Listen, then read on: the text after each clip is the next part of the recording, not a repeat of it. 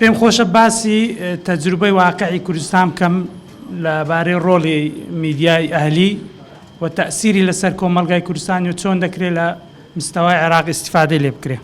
لە هەرێمی کوردستان دوای شەڕی ناوخۆ کە لە ساڵی 1997 کۆتایی پێهات، کوردستان دابەش بوو بەسەر دوو زۆن کە هەردوو زۆن هەر حیزبەک یعنی بە شێوەیەکی دەسەڵاتێکی شبه دیکتاتۆری حکوم دەکرا. لە دوای ساڵی 2000ەوە بۆ یەکەم جار مۆدیلێکی نوێی ئیعلام لەدایک بوو کە ئێمە لەدایکبوونی میدیای ئەهلی لە کوردستان دەیناسێنین. لە نەبوونی ئۆپۆزیسیۆنی سیاسی لە کوردستان لەو مەرحەلە ئیعلام دەورێکی زۆر کاریگەری هەبوو لە هۆشیارکردنەوەی خەڵک. لە 2006 بۆ یەکەم جار میدیایەکی ئەهلی لە هەولێر لەدایک بوو کە تەحەدیەکی گەورە بوو کە دەستگای ستاندەر بوو.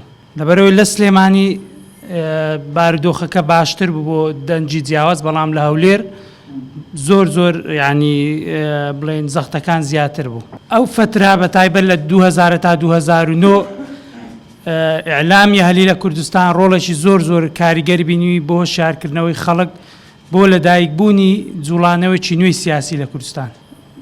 لە 2009 کە بزوتنەوەی گۆڕان دروست بوو، زۆرێک لە خەڵک پێیان وابوو گۆڕان بەرهەمی میدیای ئەهلیە لە کوردستان.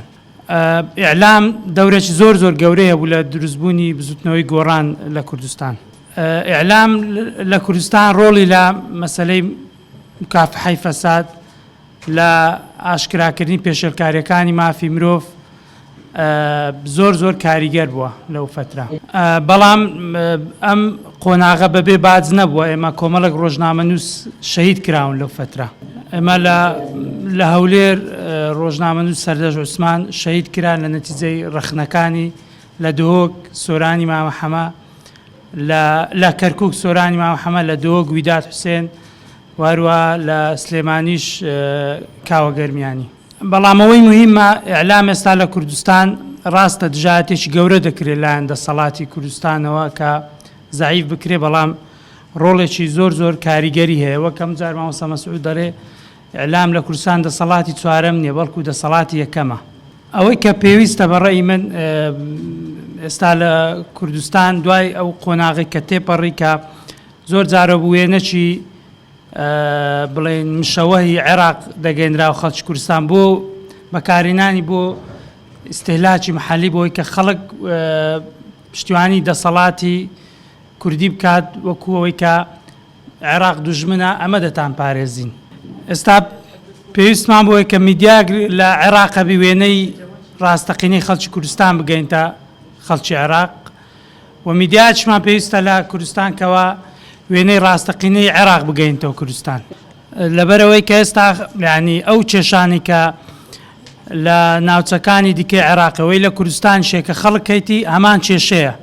لەبەرەوە پێویست دەکات ینی نزیکبوونەوەی زیاتر لە نێوان هەردوو لا ڕووبدا، کە ئەمەش ئیعلام دەتوانێت زۆر کاریگەر بی. ئەوەی کە ینی ئیعلام بتوانی وێنەی بڵێن حەقیقی کوردستان و بەڵێ ینی ئێستا ئەو کێشەیە لە کوردستان هەیە و ئەوەی کە لە بەشەکانی تری عێراقەیە هەمان کێشەیە، پێویستی بەوەیە کەوە ینی تێگەیشتنەکی هاوبەشەوی ئەوەی کە هەردوو لە داکۆچی لە قەزێکە بکەن. ئەو قۆناغی ئێستای عێراق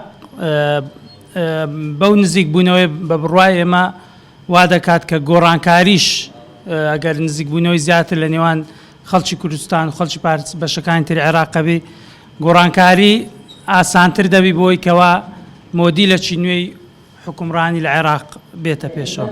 و زۆر سوپاس. شکران.